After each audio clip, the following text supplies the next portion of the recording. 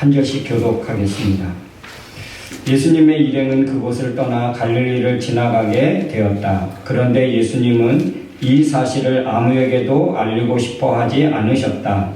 이것은 예수님이 제자들에게 자기가 사람들의 손에 넘어가 죽음을 당하고 죽은 지 3일 만에 다시 살아날 것이라고 가르치셨기 때문입니다. 그러나 제자들은 그 말씀을 깨닫기는커녕 묻기조차 두려워하였다.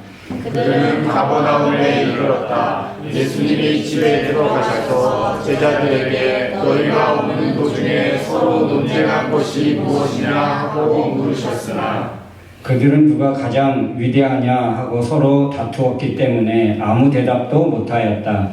예수님은 앉으신 후 12 제자를 불러놓고 누구든지 은택이 되고 싶은 사람은 모든 사람의 끝이 되고 모든 사람의 종이 되어야 한다 하고 말씀하셨다. 그러고서 예수님은 어린아이 하나를 데려다가 그들 가운데 세우고 그를 안으시며 제자들에게 말씀하셨다. 누구든지 내 이름으로 이런 어린아이 하나를 영접하면 곧 나를 영접하는 것이며 누구든지 나를 영접하면 나를 영접하는 것이 아니라 바로 나를 보내신 분을 영접하는 것이다. 아멘.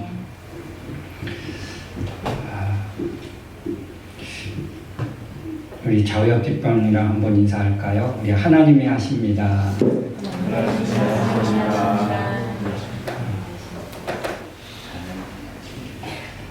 오늘 말씀의 제목은 우리 동상이몽이라 했습니다.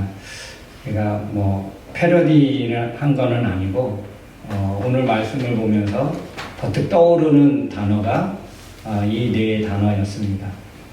동상이몽.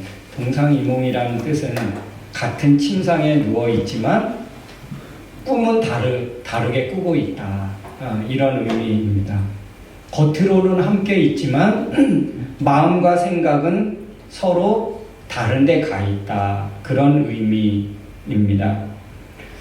오늘 예수님과 제자들은 함께 동행하는데 제자들이 생각하는 것과 또 예수님이 꿈꾸고 생각하는 것과 크게 다르기 때문입니다. 문제 없는 것 같은데 들려지는데 여기가 자꾸 꺼져서 저쪽 뭔가 선이 좀 문제인 것 같아요.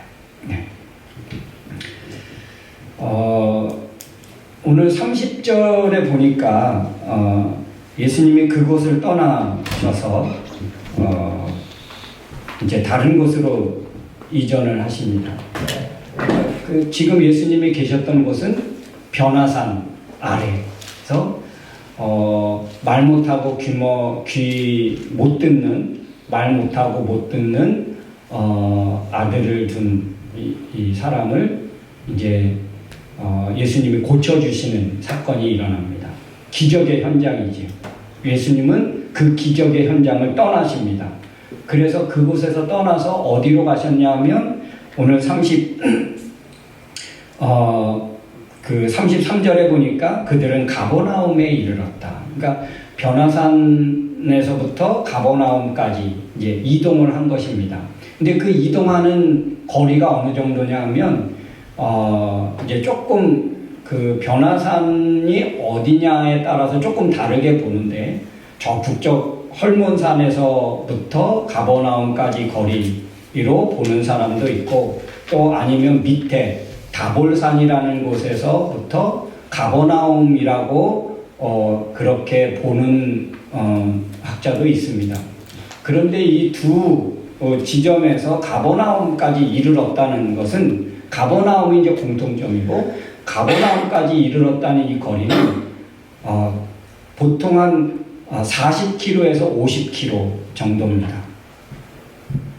근데 이제 거기를 걸어간 거예요. 그래서 보통 하루나 이틀 정도 소요되는 거리라고 합니다.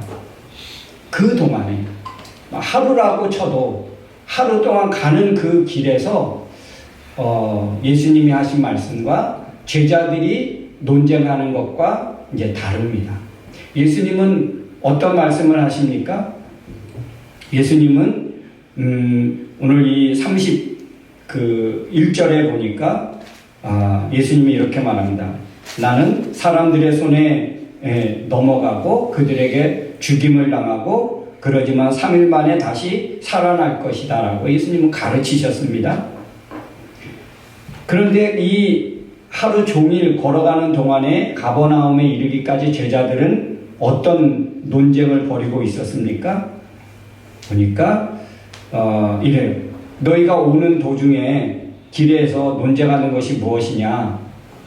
그것을 이제 물으시니까 제자들은 아무 말도 못합니다. 그럴 때 한 것이 예수님께서 이제 35절 또 37절 이런 내용의 말씀들을 하십니다. 그래서 35절에 보니까 누구든지 으뜸이 되고 싶은 사람은 모든 사람의 끝이 되고 모든 사람의 종이 되어야 한다. 그래야 그 사람이 으뜸이 될 수 있다. 다시 말하면 그 사람이 위대한 사람이 될 수 있다.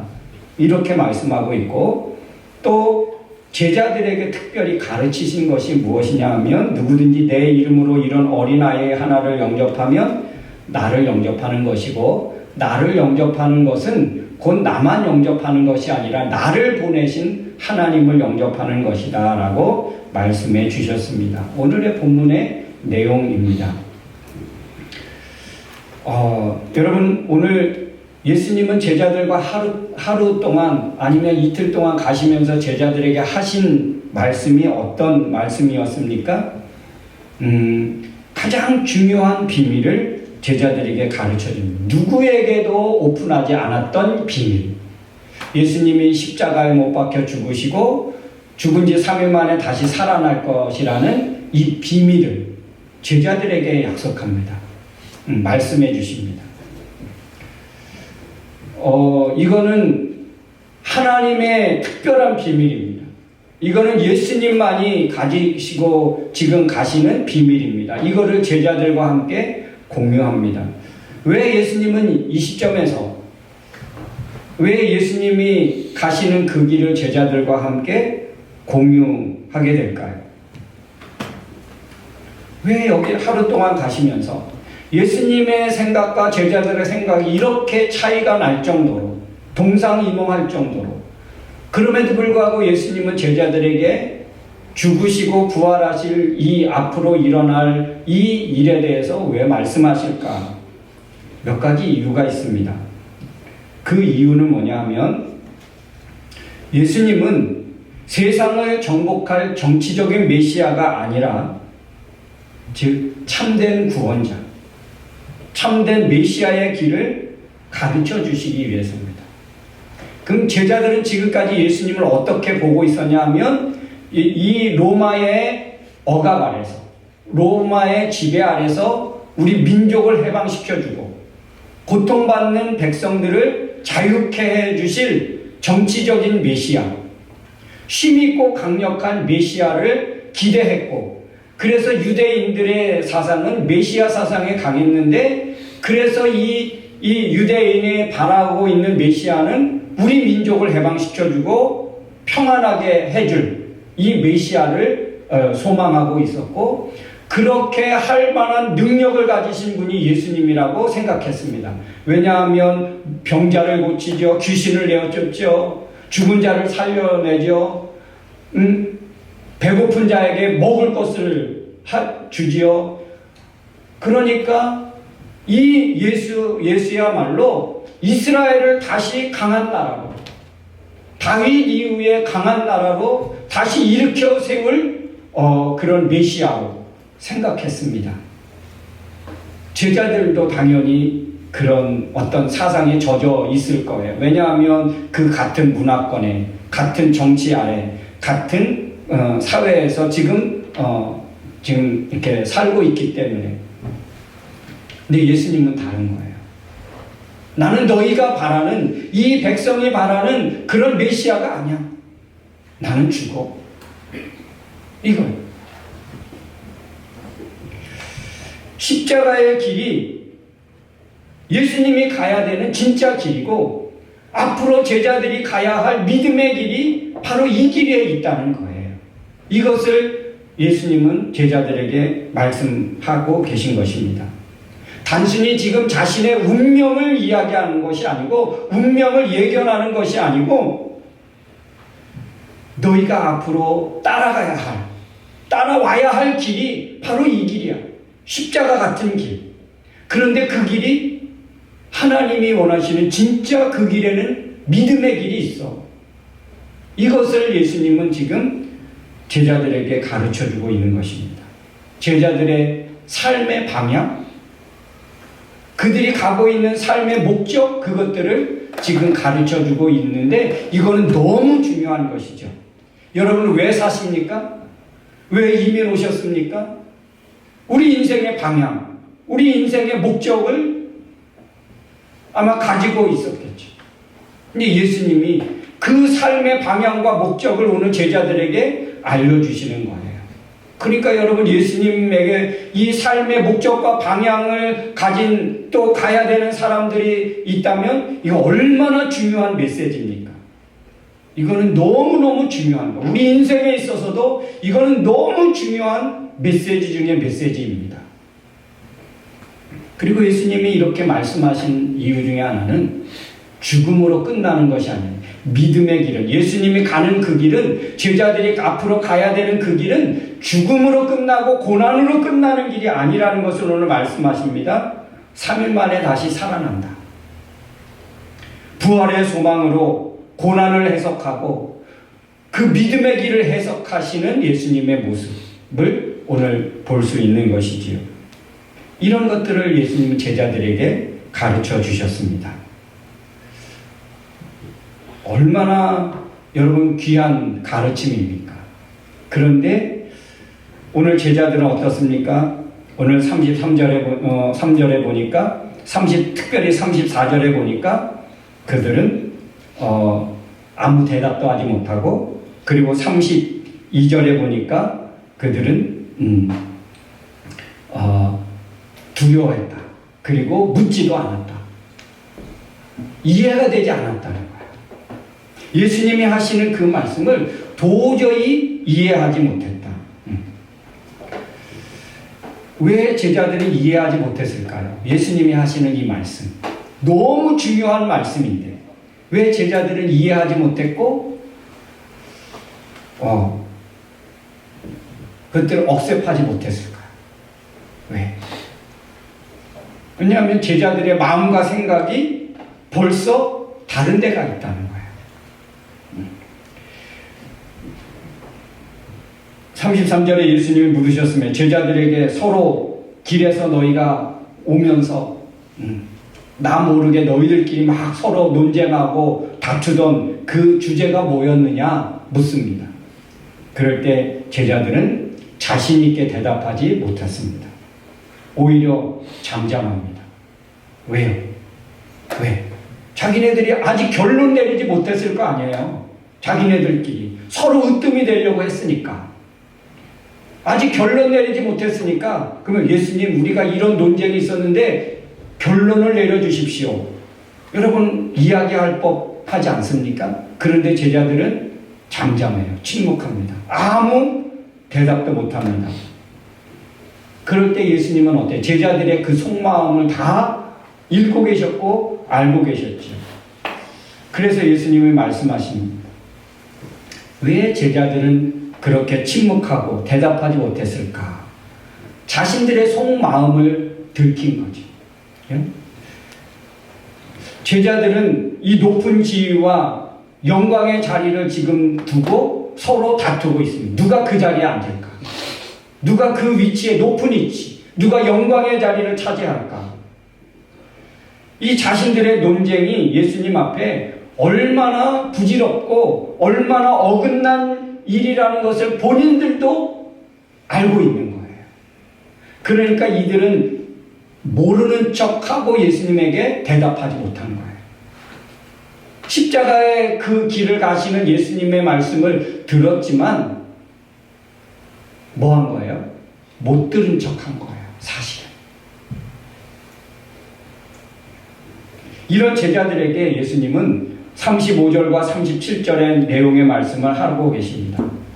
무엇을 가르치셨습니까? 무엇을 가르치려고 하셨을까? 첫 번째 저는 이런 생각했습니다. 예수님은 이 제자들에게 으뜸이 되고 싶은 사람은 모든 사람의 끝이 되고 종이 되어야 된다 라고 하셨는데 이게 무슨 의미일까? 무슨 말씀일까?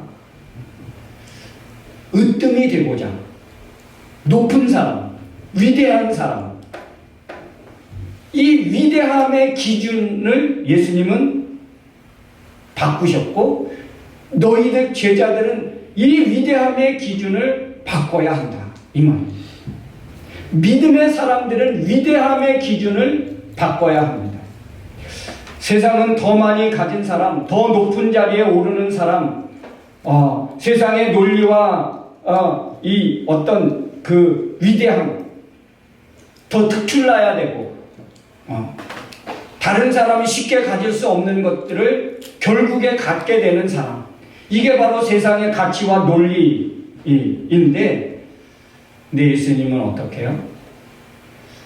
낮아지는 자, 섬기는 자가 크다. 그게 바로 예수님이 어떤 제자들에게 지금 위대함의 기준을 지금 새롭게 설정하십니다. 이 예수님이 가르치신 이 기준은 세상의 논리와 가치하고는 정반대쪽에 있는 것이죠.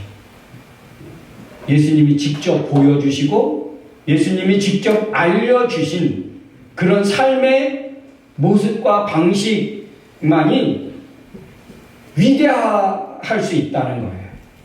으뜸이 될 수 있다는 것입니다. 여러분, 우리는 위대함의 기준을 어디에다가 두고 있습니까?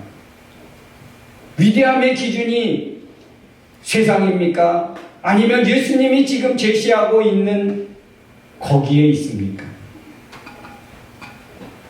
세상의 가치를 추구하고 그것을 얻고 누리려고 정신없이 살아가고 있다면 어쩌면 우리의 위대함의 기준은 제자들의 길에서 논쟁했던 그 으뜸이 되고 위대함의 기준이 아닐까.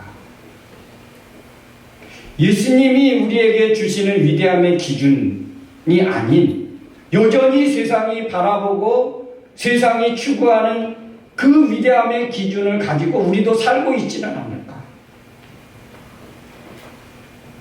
예수님을 믿고 신앙생활하고 주일날마다 예배드린다고 하면서도 우리의 삶의 방식과 삶의 기준이 침묵하고 못 들은 척하고 있는 제자들 같다면 여러분 어떻습니까?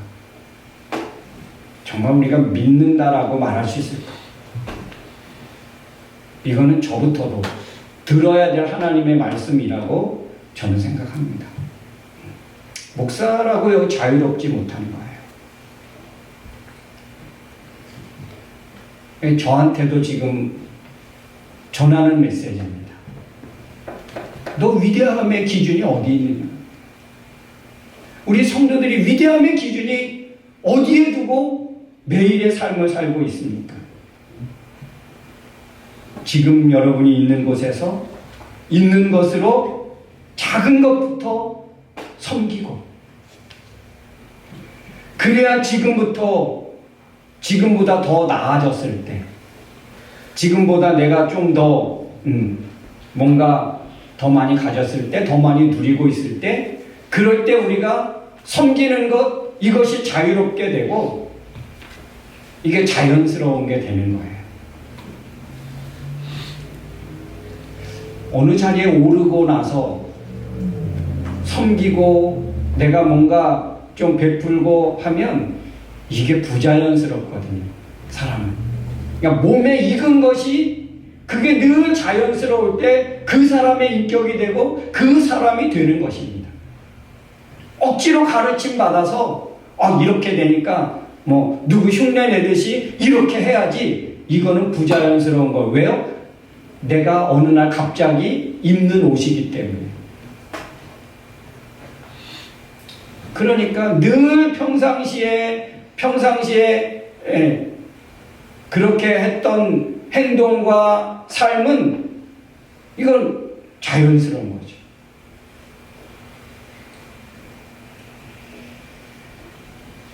여러분, 그래야 지금보다 더 나아졌을 때 기꺼이 할 수 있고요.